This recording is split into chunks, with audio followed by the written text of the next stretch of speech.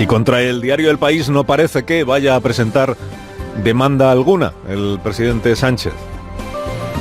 El País no ha acusado de plagio al presidente por su tesis doctoral, pero El País sí informa esta mañana, lo viene haciendo desde anoche, de que el libro que explicó Sánchez es la versión generalista de su tesis, el libro que publicó con Carlos Ocaña, que está basado en la tesis, pero luego tiene otras aportaciones. Que el libro, que es lo que ha examinado ahora el periódico, sí recoge párrafos copiados de una conferencia de un diplomático al que ni se cita ni se entrecomillan los párrafos. La conclusión a la que llega el diario El País es que Sánchez y Ocaña, como son coautores Sánchez-Ocaña, metieron en su libro párrafos enteros de esa conferencia y por tanto se puede decir que copiaron. Y es el verbo que utiliza el periódico. No le va a presentar Sánchez una demanda, entre otras cosas, porque el Palacio de la Moncloa confirma la información. Lo que pasa es que dice el Palacio de la Moncloa que fue un error involuntario que los autores se comprometen a subsanar de manera inmediata. ¿Cómo se comete un error involuntario reproduciendo párrafos enteros de una conferencia de un señor al que no se cita? Es un error involuntario poquito extraño. Uno se equivoca en otras cosas, pero si usted o si Sánchez pensaba que el asunto de su pericia académica era caso cerrado, como pretendía la presidencia del gobierno, abandone toda esperanza, porque entre esto de hoy del diario El País y la comparecencia que va a tener que realizar en el Senado el señor Sánchez, el caso continúa. Hasta ahora se había escrutado la tesis doctoral, ahora se ha escrutado el libro, que en sí mismo es una anomalía, por lo menos es una cosa un poco inusual, porque claro, si sacas un libro basado en una tesis doctoral y resulta que el libro tiene dos autores cuando la tesis solo tiene uno, hombre, si el autor de la tesis quiere sacar un libro sobre su tesis, que lo saque, lo firmará él. Que ha aportado el señor Ocaña grandes aportaciones que justifiquen el libro y la coautoría del libro. A esta primera circunstancia, que en su día es lo que dio pie a que se sospechara que el verdadero autor de la tesis es el señor Ocaña, o que en realidad la tesis es la reproducción del libro, primero estaba preparado el libro, luego se utilizó para hacer la tesis y luego ya se publicó el libro. Esta es la sospecha que ha existido durante mucho tiempo. Saben que el señor Ocaña la semana pasada desmintió que él fuera el autor de la tesis.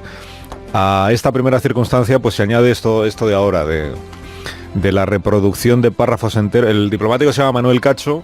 La Camilo José Cela le invitó a dar una conferencia, una charla. Él dio allí la conferencia. Él ha explicado al diario El País que la conferencia en real no la llevaba escrita. Lo que pasa es que luego la universidad transcribió la conferencia y ese es el documento que consta en el archivo de la universidad. Esta es la transcripción con errata incluida, que a la vez aparece también en el libro de Sánchez Ocaña, pero como si fuera cosa de ellos dos y no del diplomático Cacho. Problema para el presidente, sí. Aparte de este texto, hay otros que también aparecen reproducidos en el libro en cuestión, que se corresponden con un discurso del ministro Sebastián en el Congreso de los Diputados, con una nota de prensa, con un comunicado. Problema para el presidente, pues que en su tesis también se encontró la reproducción sin cita de un discurso de Miguel Sebastián del año 2011, del que no existe constancia escrita, salvo en el Ministerio, pero sí constancia audiovisual. Esta historia seguro que usted ya la conoce, ¿no? La revelación que hizo el periodista Matthew Bennett al principio comparando lo que aparece en la tesis doctoral con lo que Sebastián dice en ese vídeo que recoge su discurso, porque el documento como tal, el discurso por escrito de Miguel Sebastián, no está en ningún sitio accesible así por el común de los mortales. O traducido, que en la tesis hay párrafos que no son del autor, pero que el programa antiplagios no puede detectar porque no están copiados de un texto archivado en ningún sitio accesible. ¿Problema para el presidente? Pues que empieza a aparecer un hábito, esto de agarrar conferencias o discursos, trocearlos y apropiárselos como si fueran del autor, o de los autores, Sánchez y Ocaña. Y que aunque el diario El País se cuidó mucho anoche, no ha llegado a emplear nunca la palabra plagio en su información, lo que dice es que el libro copia. A pesar de eso, lo del error involuntario no parece que vaya a servir para archivar el caso en cuestión. La pregunta sigue abierta y la pregunta es una de las que va a tener que responder el presidente Sánchez, quiera o no quiera, en el Senado. La pregunta sigue ahí. Si el libro es la tesis de Pedro Sánchez, más algunas aportaciones que ahora resulta que tampoco eran del todo originales, ¿por qué habría de firmar ese libro, señor Ocaña? ¿Qué mérito reunía el coautor para tener el privilegio de firmar un libro junto al cum laude? Actuar de manera inmediata sobre los precios a través de la suspensión del 7% del impuesto de la generación eléctrica forma parte de lo que entendemos la medida más adecuada, más acertada para enviar una señal clara por parte del Gobierno. Necesitamos aliviar la factura del consumidor en un momento excepcional en el que no puede ser él quien afronte las turbulencias del cambio. Bueno, bienvenida sea una ministra que baja la letra pequeña de la vida cotidiana. Le habríamos agradecido a la ministra un poco más de precisiones, ¿verdad?, en las medidas que anunció ayer, pero al menos esta vez parece que no va a haber ni bamboleos ni rectificaciones. Hay aquí una ministra que anuncia que quita un impuesto, que suspende un impuesto, porque tiene claro que ese impuesto será muy goloso para la hacienda pública, pero es una carga para el consumidor del servicio eléctrico. Hay aquí una ministra que asume que si a 20 días de que termine el plazo para que los consumidores con menos recursos renueven el bono social no han presentado la mayoría de ellos ni los formularios ni los requisitos para poder ser reconocidos como tales, tenemos un problema de información a esos consumidores o de burocracia o de lo que sea, al que su ministerio está obligado también a dar una solución. Cuanta más claridad, cuanta menos confusión transmita cada miembro del gobierno, mucho mejor para el gobierno y mucho mejor también para la salud mental de los gobernados. Teresa Rivera, ministra de lo que hoy llamamos transición ecológica, ministra de Energía, ha encontrado esta tecla que tocar para que la factura de la electricidad se abarate un poquitín. Dices, es muy poco. Pues es muy poco, es verdad. Factura de 100 euros, unos 2 euros. Pero es interesante en qué consiste la tecla que ha elegido la ministra.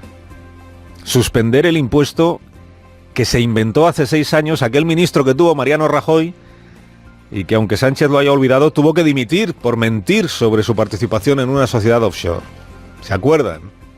José Manuel Soria. La suspensión del impuesto a la generación eléctrica del 7% supondría entre el 2,5% y el 4% de la factura del consumidor doméstico y alrededor del 5,5% del gran consumidor industrial.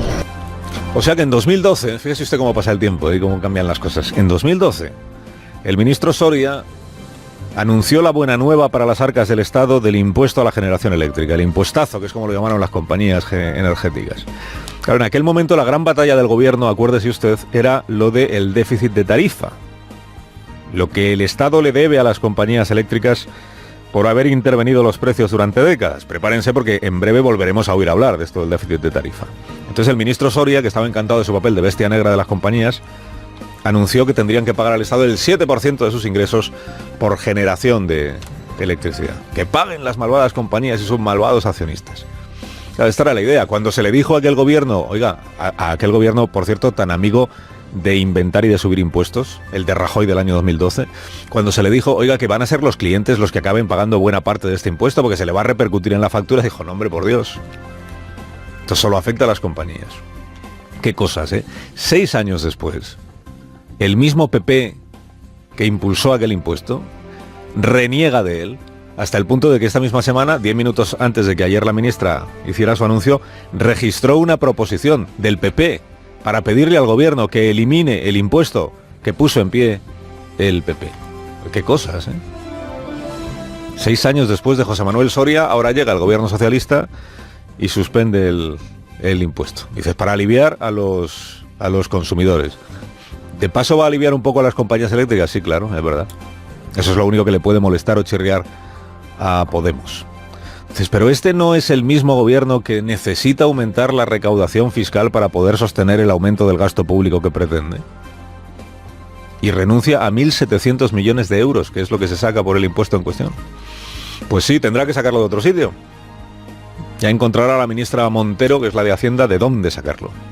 También dice el gobierno que no va a subir los impuestos a la clase media y luego se lo sube a la clase media que tenga coche diésel.